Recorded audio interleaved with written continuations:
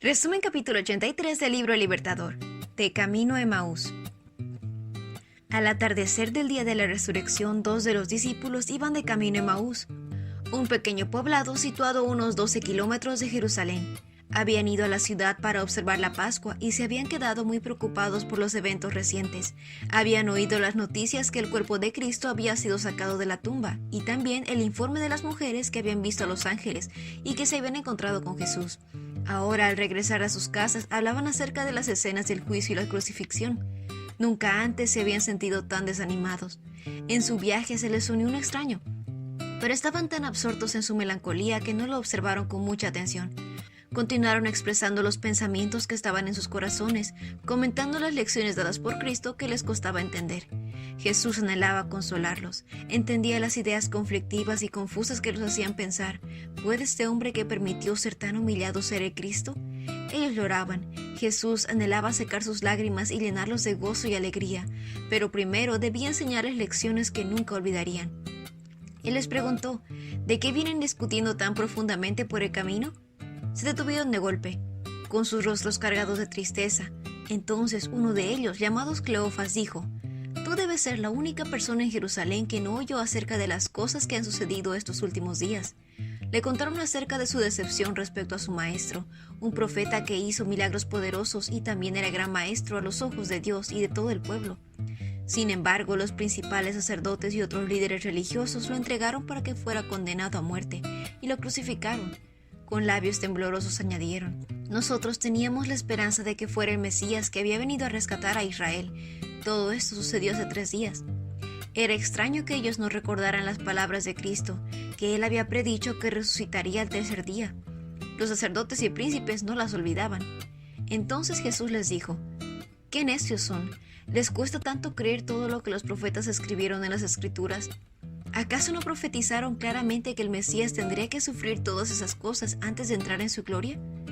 ¿Quién podría ser que hablaba con tanto fervor y simpatía? Por primera vez comenzaron a sentirse esperanzados. A menudo lo miraban y pensaban que sus palabras eran exactamente las mismas palabras que Cristo hubiese hablado.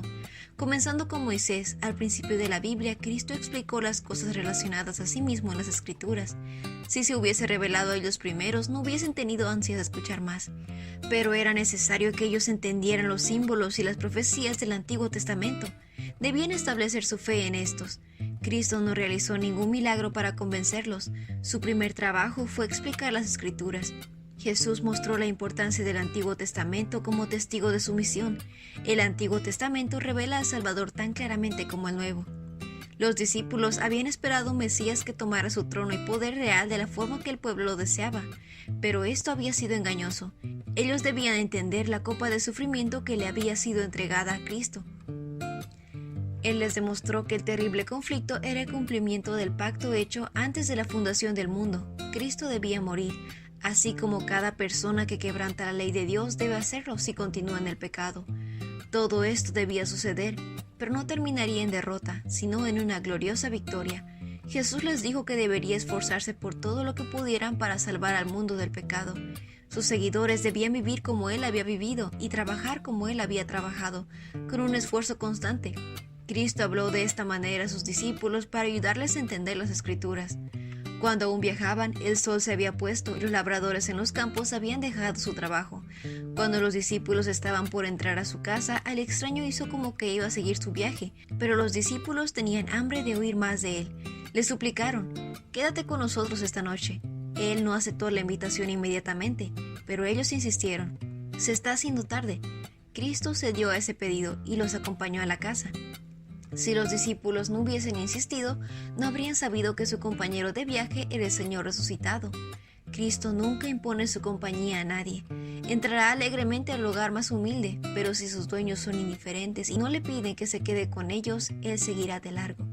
Los discípulos prepararon una cena sencilla y la pusieron delante del invitado, quien se había sentado a la cabeza de la mesa.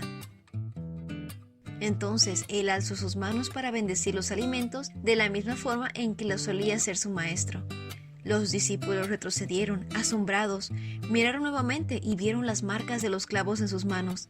Ambos exclamaron: «Es el Señor Jesús». Se levantaron para echarse sobre sus pies, pero él había desaparecido. Se dijeron el uno al otro, ¿no ardía nuestro corazón cuando nos hablaba en el camino y nos explicaba las Escrituras? Con estas maravillosas noticias, su cansancio y hambre desaparecieron, dejaron su comida sin terminar y se apresuraron a recorrer el mismo camino por el cual habían venido, para contarles a los discípulos que estaban en la ciudad. Treparon por los lugares empinados, resbalaron con algunas piedras lisas, deseando ir más rápido de lo que se animaban. Perdieron el rumbo y volvieron a encontrarlo. De ratos corriendo, de ratos tropezando, avanzaban a toda prisa, con su compañero invisible acompañándolos durante todo el camino. La noche era oscura, pero el sol de justicia brillaba sobre ellos. Parecía como si estuviesen en un mundo nuevo. Cristo ha resucitado, repetían una y otra vez. Y ese fue el resumen del capítulo 83 del libro Libertador. No olvides compartir este resumen con tus compañeros de clase o con otras personas que tú creas que puedan necesitar este resumen. Nos vemos la próxima.